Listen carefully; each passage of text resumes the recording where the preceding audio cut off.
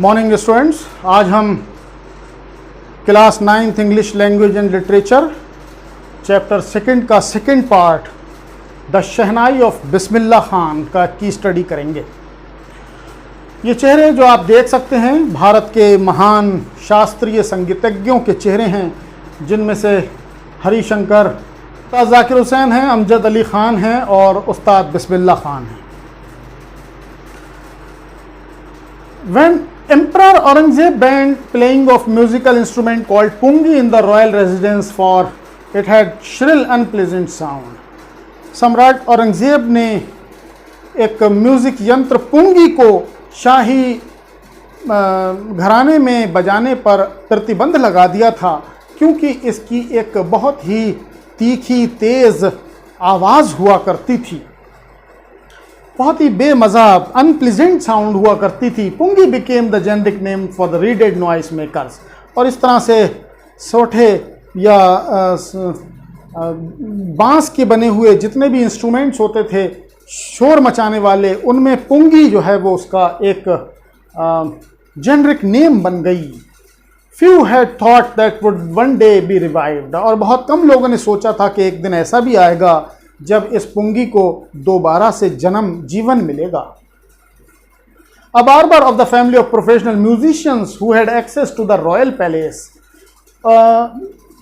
एक professional musician जो कि बार्बर्स की फैमिली का था, जिसको रॉयल पैलेस में, शाही घरानों में म्यूजिक बजाने का अधिकार प्राप्त था, decided to improve the tonal quality of pungi, और उसने फैसला किया कि वो पुंगी की जो टोनल ध्वनि जनक आवाज़ें हैं उसको इम्प्रूव करने की कोशिश करेगा। He chooses a pipe with natural hollow stem, उसने एक पाइप लिया जो अंदर से खोखला था, that longer and broader than the pungi, जो ज़्यादा लंबा था और ज़्यादा चौड़ा था पुंगी के मुकाबले, and made 7 holes on the body of the pipe, और उस पाइप के ऊपर 7 जगह पर उसने होल किए। When he played on it, closing, opening some of those holes, और जब उसने उसको बजाया कुछ होल्स को खोल करके और बंद करके, सॉफ्ट मेलोडियस साउंड्स वर प्रोड्यूस्ड, तो बहुत ही अच्छी सॉफ्ट और मेलोडियस कर्णप्रिय ध्वनि या आवाज या म्यूजिक उस यंत्र में से निकलना शुरू हो गया। He played the instrument before royalty and everyone was impressed. इस यंत्र को उसने शाही राजघराने के सामने बजाया और हर कोई इससे प्रभावित हो गया। The instruments were different from pungi had to be given a new name. तो ये एक नया ध्वनि यंत्र था, एक नया म्यूजिक यंत्र था, तो इसको एक नया नाम भी दिया जाना था। As the story goes, since it was first played in the Shah's chambers, और जैसा कि कहानी है कि चूंकि इसको शाह के राजा के चैम्बर में सबसे पहले बजाया गया था, एंड वॉज प्लेड बाय ए नाई बार्बर, और इसको एक नाई के द्वारा, बार्बर के द्वारा बजाया गया था, इंस्ट्रूमेंट वॉज नेम्ड शहनाई, इसीलिए इस इंस्ट्रूमेंट का नाम शहनाई दिया गया। The sound of shehnai began to be considered auspicious, shehnai की ध्वनि को बहुत ही शुभ माना जाने लगा, and for this reason it was still played in temples and in indispensable components of any North Indian weddings, और इसीलिए इस शहनाई को मंदिरों में बजाया जाने लगा और ये भारतीय वेडिंग्स में एक इंडिस्पेंसिबल कंपोनेंट बन गई, यानी कि ज़रूर ही बजाई जाती थी क्योंकि इसको शुभ माना जाता था। In the past shehnai was part of the नौबत, प्राचीन काल में शहनाई नौबत यानी कि ट्रेडिशनल रिजेम्बलेंस ऑफ 9 इंस्ट्रूमेंट्स, जो राजा के राजघरानों में 9 इंस्ट्रूमेंट्स बजाए जाते थे, उनमें शहनाई का भी स्थान हुआ करता था। Till recent it was used only in temples and weddings, लेकिन अब हाल ही के दिनों में इसको केवल मंदिरों में और विवाह के शुभ मुहूर्त पर ही बजाया जाता है। The credit for bringing this instrument to classical stage goes to Ustad Bismillah Khan. इस म्यूजिक यंत्र को शास्त्रीय लेवल तक पहुंचाने का जो क्रेडिट या श्रेय जाता है वो उस्ताद बिस्मिल्लाह खान को जाता है। As 5 years old, Bismillah Khan played gilli danda near pond in ancient estates of धोमरो in Bihar. 5 साल की उम्र में के दौरान उस्ताद बिस्मिल्लाह खान 5 साल की उम्र के जब थे तो वो बस धूमरों में, बिहार के धूमरों में गिल्ली डंडा खेला करते थे। He would regularly go to nearby Bihari ji temple to sing Bhojpuri Chaita, और वो पड़ोस के बिहारी जी टेम्पल में जाया करते थे, वहाँ पर भोजपुर चैत्य का भजन गाया करते थे। At the end of which would earn a big laddu weighing 1.25 kilogram, a prize by the local महाराजा, और उस भजन की समाप्ति के बाद उनको 1.25 किलो का लड्डू प्राप्त होता था, जो कि वहाँ के महाराज के द्वारा पुरस्कार स्वरूप दिया जाता था। This happened 80 years ago, ये सब 80 वर्ष पहले की घटना है। And little boy had traveled far to earn highest civil awards of India, the Bharat Ratna, और उस लड़के ने अब जिंदगी में लंबा रास्ता तय कर लिया है और अब भारत का सबसे बड़ा नागरिक पुरस्कार भारत रत्न की प्राप्ति उनको हो गई है। Born on 21 मार्च 1916, उस बिस्मिल्लाह खान का जन्म 21 मार्च 1916 को हुआ था। Belongs to well known family of musicians from Bihar, और वो बिहार के एक प्रसिद्ध संगीतज्ञ घराने से संबंध रखते थे। His grandfather Rasul Bakhsh Khan was shehnai nawaz of Bhojpur king's court, उनके ग्रैंडफादर, उनके दादा एक रसूल बख्श खान शहनाई नवाज का खिताब प्राप्त किए हुए थे भोजपुरी राजा के दरबार से।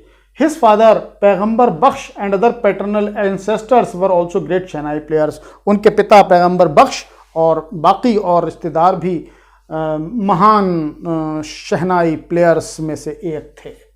Young boy took music in early in life, और युवा लड़के ने अपनी ज़िंदगी के शुरुआत में भी म्यूज़िक को अपना करियर बनाना शुरू कर दिया। At the age of 3 when his mother took him to maternal uncles house in Banaras, 3 वर्ष की उम्र में जब उनकी माँ उनको उनके मामा के घर बनारस ले गई थी, नौ वाराणसी, जिसको वाराणसी कहा जाता है। Bismillah was fascinated watching his uncles practice shehnai, तो बिस्मिल्लाह खान अपने अंकल को, अपने मामा को देखा करते थे शहनाई बजाने की प्रैक्टिस करते हुए। Soon Bismillah started accompanies his uncle Ali Bakhsh, और जल्द ही उस्ताद बिस्मिल्लाह खान अपने मामा अली बख्श को के साथ जाने लगे to Vishnu temple of Banaras where Bakhsh was employed to play shehnai. Banaras के विष्णु मंदिर में, जहाँ पर उनके मामा अली बख्श शहनाई बजाने के लिए एम्प्लॉयड थे, उनको वहाँ पर ये काम मिला हुआ था, ये बजाने का काम किया करते थे। Ali Bakhsh would play shehnai and Bismillah would sit and captivated for hours on the end. Ali Bakhsh वहाँ शहनाई बजाया करते थे और बिस्मिल्लाह खां मंत्रमुग्ध उनको देखते रहते और सुनते रहते थे, और अंत में slowly started getting lessons in playing the instruments and would sit practicing throughout the day।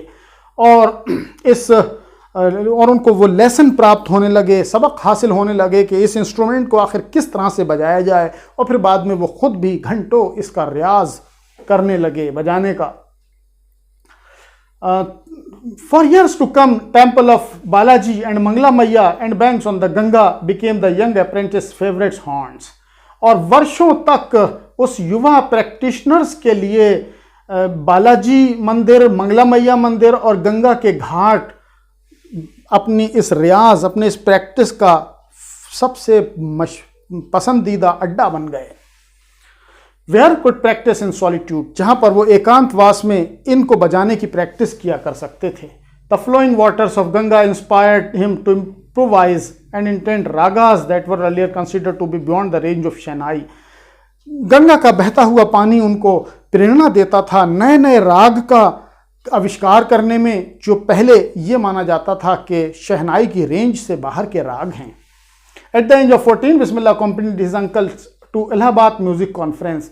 14 वर्ष की उम्र में बिस्मिल्लाह खान अपने अंकल के साथ इलाहाबाद म्यूजिक कॉन्फ्रेंस में गए। At the end of his recital Ustad Faiyaz Khan patted young boys back and said, और जब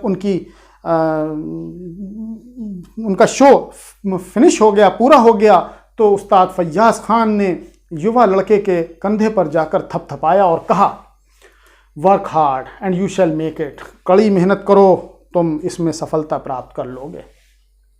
With the opening of All India Radio in Lucknow in 1938 came Bismillah's big break। जब लखनऊ में 1938 में आकाशवाणी का लखनऊ केंद्र शुरू हुआ, जिसमें ऑल इंडिया रेडियो शुरू हुआ, तो ये बिस्मिल्लाह खान के लिए एक बड़े ब्रेक, एक बड़ी सफलता के तौर पर सामने आया। He soon became an often heard shehnai player on radio, बहुत ही जल्दी ही वो हमें बार बार रेडियो पर शहनाई बजाते हुए सुने जा सकते थे। When India gained independence on 15th August 1947, Bismillah Khan became the first Indian to greet the nation with his शहनाई। 15 अगस्त 1947 को जब देश आज़ाद हुआ तो उस्ताद बिस्मिल्लाह खान ने पूरे देश का स्वागत अपनी शहनाई बजा करके किया। He poured his hearts into rags kafi from the Red Fort to an audience which included Mahatma Gandhi and Pandit Jawaharlal Nehru।